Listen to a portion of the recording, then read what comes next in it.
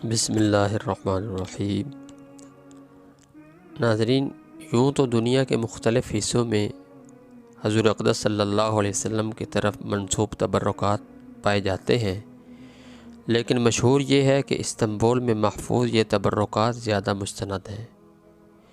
ان میں سرور دو عالم صلی اللہ علیہ وسلم کا جبہ مبارک، آپ صلی اللہ علیہ وسلم کے دو تلواریں، آپ صلی اللہ علیہ وسلم کا وہ جھنڈا جس کے بارے میں مشہور یہ ہے کہ وہ غزوہ بدر میں استعمال کیا گیا تھا، آپ صلی اللہ علیہ وسلم کے موئے مبارک، آپ صلی اللہ علیہ وسلم کے دندان مبارک، مقوقش شاہ مصر کے نام آپ صلی اللہ علیہ وسلم کا مکتوب گرامی اور آپ صلی اللہ علیہ وسلم کے مہر مبارک شامل ہیں۔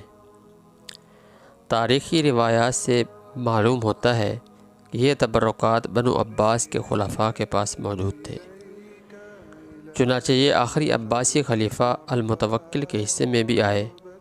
وہ آخر میں مصر کے اندر مملوک سلاطین کے زیر سایہ زندگی بسر کر رہا تھا۔ اقتدار و اختیار میں اس کا کوئی حصہ نہ تھا۔ 10ویں صدی ہجری میں جب حجاز اور مصر کے علاقوں نے عثمانی سلطان سلیم اول کی سلطنت تسلیم کر لی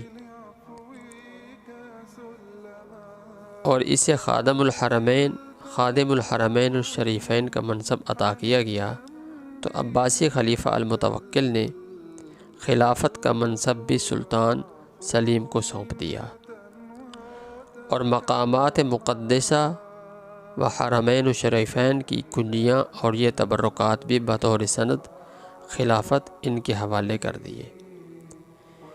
اسی کے بعد سے سلاطین عثمان کو خلیفہ اور امیر المؤمنین کا لقب مل گیا اور پوری دنیا اسلام نے ان کی یہ حیثیت کسی اختلاف کے بغیر تسلیم کر لی۔ اس طرح سلطان سلیم 10ویں صدی ہجری میں یہ تبرکات مصر سے استنبول لے کر آئے اور یہ اہتمام کیا کہ توپ کاپے سرائے میں ان کو محفوظ رکھنے کے لیے ایک مستقل کمرہ تعمیر کیا۔ سلطان کی طرف سے ان تبرکات کی قدردانی اور ان سے عشق و محبت کا اندازہ اس بات سے لگایا جا سکتا ہے کہ جب تک سلطان سلیم زندہ رہے، استنبول میں مقیم رہنے کے دوران اس کمرے میں خود اپنے ہاتھ سے جھاڑو دیتے اور اس کی صفائی کیا کرتے تھے۔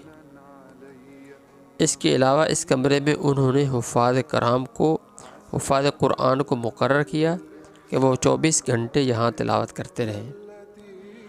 حفاظ کی ڈیوٹیاں مقرر تھیں اور ایک جماعت کا وقت ختم ہونے سے پہلے دوسری جماعت آ کر تلاوت شروع کر دیتی تھی۔ اس طرح یہ سلسلہ بعد کے خلفاء نے بھی جاری رکھا۔ اس طرح دنیا میں شاید واحد جگہ ہے جہاں 400 سال تک مسلسل تلاوت قرآن ہوتی رہی اور اس دوران ایک لمحے کے لیے بھی بند نہیں ہوئی۔ خلافت کے خاتمے کے بعد یہ سلسلہ موقوف ہو گیا۔ یہ معلومات مفتی تقی عثمانی صاحب کی مشہور کتاب جہاں دیدہ صفحہ 338 سے صفحہ 339 سے لی گئی ہیں۔